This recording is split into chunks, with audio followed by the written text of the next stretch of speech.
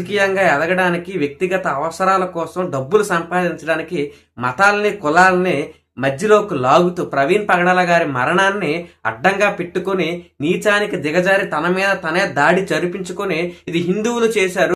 Pastor Abhinay Darshan ఇతని క్రైస్తవ సంఘం కూడా ఇప్పుడు ఒప్పుకోవట్లేదు, ఫేక్ పాస్టర్ అనే ముద్ర ఉంది. ఈయన చేసిన పని ఏంటంటే భరోసా అని ఒక రాజకీయ పార్టీని పెట్టారు.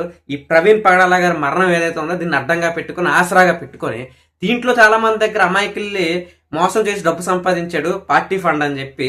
ఇప్పుడు హిందువులకి క్రైస్తవులకి గొడవలు జరగాలి, ఇతను రాజకీయంగా ఎదగాలి, మెయిన్ కాన్సెప్ట్ అది.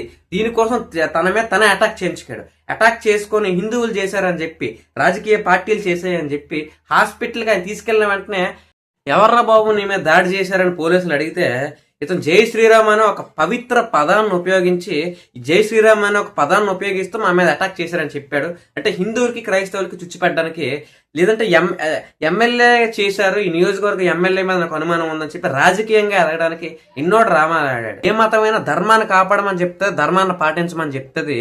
అది క్రైస్తవమైనా, ఇస్లామిక్ అయినా, హిందూ అయినా, ఏ రిలీజన్ అయినా సరే ధర్మాన్ని కాపాడమని చెప్తుంది. కానీ ఎలాంటి వ్యక్తులు ఉంటే ధర్మాన్ని కాపాడడం కాదు, ఎలాంటి వ్యక్తుల వల్ల అమాయకులు బలవుతున్నారు. ఎలాంటి వ్యక్తుల్ని ఖచ్చితంగా దయచేసి నమ్మకండి, శిక్షించండి.